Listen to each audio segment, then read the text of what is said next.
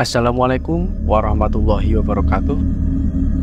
Shalom, Om Swastiastu, Namo Buddhaya, Salam Kebajikan. Selamat datang kembali di Mahawira Channel, sebuah channel yang akan menyajikan beberapa cerita horor untuk Anda. Tanpa basa-basi lagi, kita akan masuk ke ceritanya.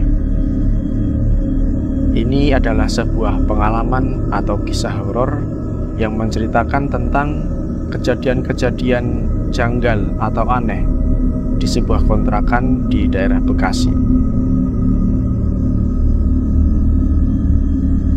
Ini terjadi pas aku masih ngontrak di Bekasi. Aku emang dulunya pas kecil sering lihat makhluk tak kasat mata tanpa disengaja, tapi nggak bisa komunikasi. Dan aku masih heran sama orang-orang yang bisa komunikasi. Gimana caranya? Benar apa enggaknya? Wallahu a'lam. Tapi karena aku sebagai manusia normal sering takut sama bangsa mereka yang kadang bentuknya nggak lazim.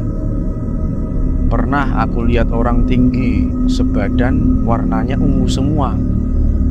Jalannya bisa selangkah 5 meter. Lihat putih-putih nggak tahu apa di bawah pohon nangka. Dan pernah lihat fotoku sendiri tersenyum sampai aku lempar bantal. Dan masih banyak kejadian-kejadian yang menurutku sangat janggal sekali. Dan itu hanya terjadi padaku.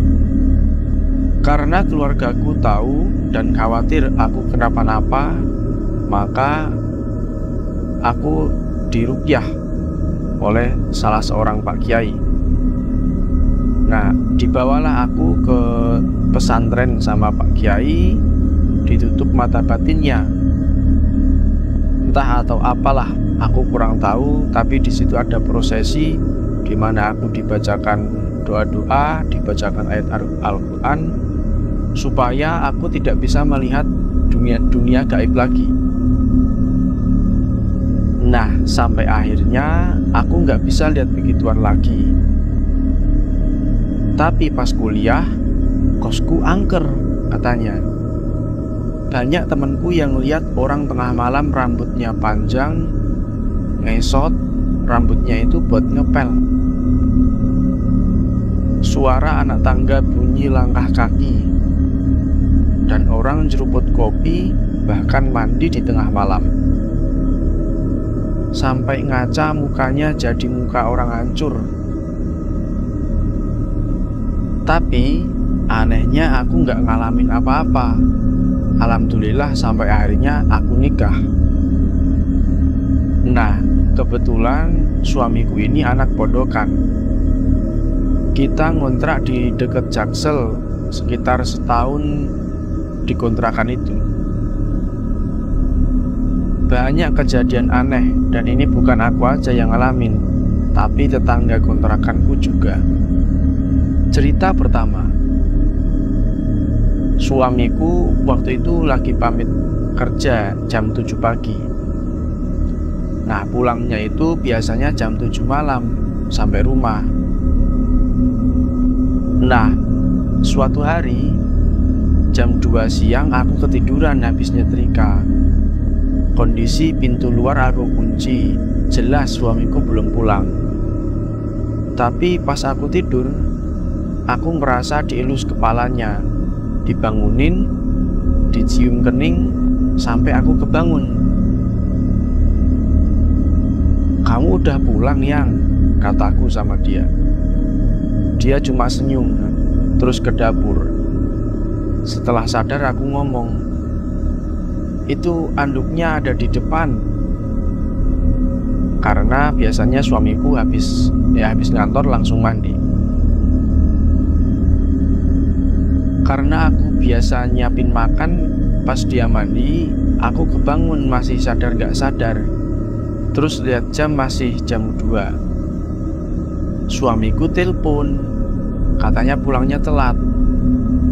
Dari situ aku langsung lari ke keluar kontrakan, lari ngos-ngosan dan gak berani masuk ke dalam. aku langsung ke rumah ibu yang punya kontrakan. Pas suamiku pulang baru aku cerita.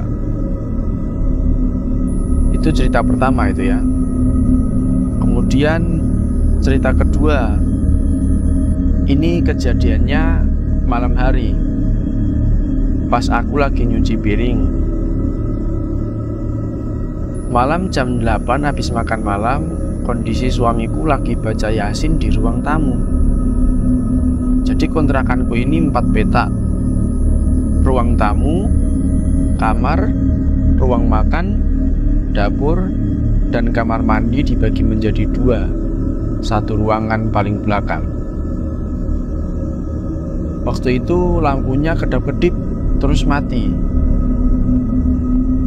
Nah, dari pintu dapur suamiku nongol kepalanya. Yang nongol kepalanya doang sambil ngomong, "Gelap ya," gitu. Terus aku masih dengar suamiku ngaji Yasin. Akhirnya aku deg-degan dong sambil takut. Berarti tadi yang nongol siapa gitu. Akhirnya aku konfirmasi, katanya dia nggak kemana-mana, dari tadi ngaji aja gitu. Berarti yang tadi yang nongol tadi kan bukan suamiku. Nah, kemudian ada cerita ketiga, dan ini melibatkan tetanggaku juga. Tetanggaku justru dia yang lihat secara langsung. Ceritanya, aku habis pulang kampung sama suami, bawa oleh-oleh yang kami pisahkan satu-satu buat tetangga. Isinya ada kerupuk tenggiri dan dodol ketan. Aku baru misahin itu oleh-oleh karena capek banget mau istirahat dulu. Pas sore aku habis mandi. Ini kan tadi belum dikasihin oleh-olehnya ya. Jadi setelah pulang dari kampung, oleh-olehnya dipisah-pisahin, terus istirahat dulu, tidur. Tapi pas sore bangun, habis mandi, tetangga samping rumah bilang, "Tan, makasih ya oleh-olehnya." "Hah? Oleh-oleh apa, Mbak?" Kataku bingung. "Tadi Om kasih kerupuk di depan pintu, cuma dengar suaranya, tapi disangkutin di pintu aja." "Oh, suamiku kasihin pas aku tidur kali."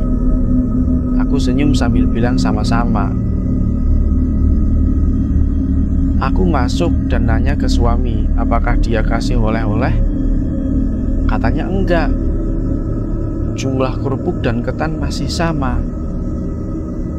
Terus aku iseng nanya ke tetanggaku, "Mbak, kerupuk aja atau sama ketannya?" Katanya kerupuk aja, dan udah habis, enak banget katanya.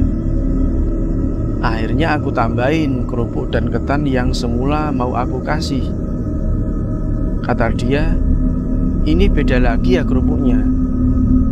Di situ aku makin bingung. Dan satu tetanggaku bilang aku pakai gamis lewat depan rumah. Dari atas sampai bawah kerudungnya syar'i. Padahal aku nggak punya kerudung syar'i.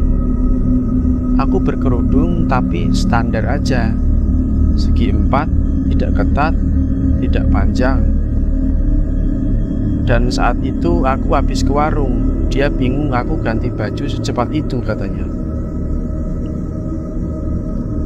Dan yang terakhir ini, waktu kami mau pindah rumah dari kontrakan ke rumahku yang sekarang, suamiku lihat orang nyebrang tapi nunduk aja, nggak tengok kanan kiri, sampai motor oleng ngindarin tapi orangnya nggak ada. Ini kejadiannya di kebun dekat kontrakan. Sekian cerita pengalaman horor yang terjadi di salah satu kontrakan di Bekasi.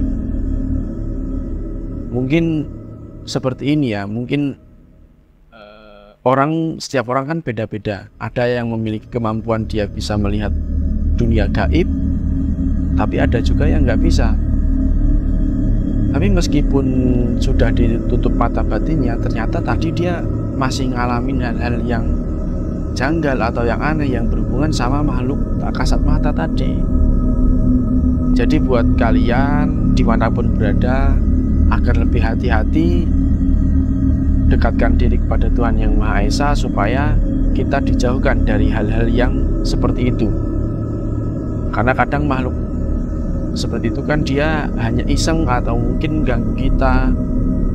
Dan bahkan gak jarang makhluk-makhluk itu ganggu sampai membahayakan nyawa kita. Semoga kita semua terhindar dari mara bahaya. Baik, sekian dari saya. Saya ucapkan terima kasih. Wassalamualaikum warahmatullahi wabarakatuh.